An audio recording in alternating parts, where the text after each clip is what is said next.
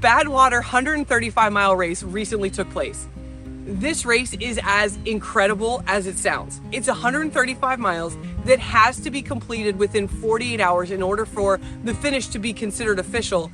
And if that's not enough, it takes place in one of the hottest parts of the world. Now, while you may sit there and say that's absolutely nuts, there's no way I'm even going to consider this, who would do such a thing? And while I can sit here and completely agree with your sentiment, I am equally as in awe at what the body can do. God created this thing to be able to do so much more than we put it to use for. He created it for so much more than what we do with it in a single day. But that's really not what I'm here for. Bob Becker, a 77-year-old man, was on track to be the oldest competitor to complete this race. He got 26 miles from the finish, a simple marathon. I know that's a hilarious statement, but a marathon away from the finish, and his legs gave out. He couldn't continue, but he didn't give up. He finished those 26 miles, or continued in those 26 miles, hunched over, and in the last 100 meters proceeded uphill to bear crawl his way to the finish.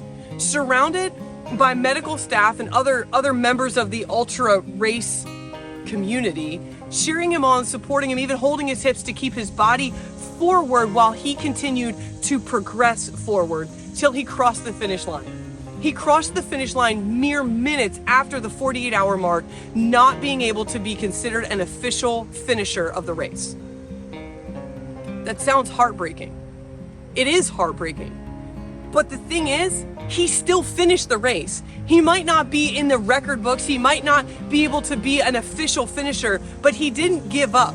And how often do we hit that part where life gets really, really hard and it physically hurts, and you know it's gonna hurt for more than right now, it's gonna hurt for days afterwards. He's hunched over, pulling his body to the finish line, and he wasn't gonna stop. He wasn't gonna give up until he knew he finished that race. This has risen up some very serious questions in my mind. The first is, how determined are you to complete the goal or the purpose that God's given you? 2, who's in your circle coming around you when life gets difficult saying, you've got this, you can do this, instead of the people saying, it's too hard, just don't? Who's in your circle? Who have you said today, I'm proud of you and I believe in you?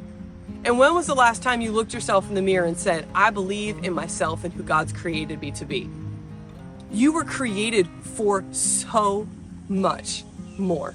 You need to believe in yourself that you are capable of meeting and living out the purpose that God has put in front of you. It's going to look scary. It's going to look different. It might even sound crazy when you say it out loud, but God created you with a purpose, and it's not to look like everything else or be like everybody else. It is to live out your life, sharing the gospel and the good news of Jesus, worshiping Him with every bit of your being. So today, if somebody hasn't said it to you today, I want you to hear this. I'm proud of you. I believe in you. And today doesn't have to look like yesterday. Today is a new day, and tomorrow is an even newer day. You can make the changes that you need to make to walk out the purpose that God has called you to walk out. Be determined, be diligent, be consistent, and you can do it.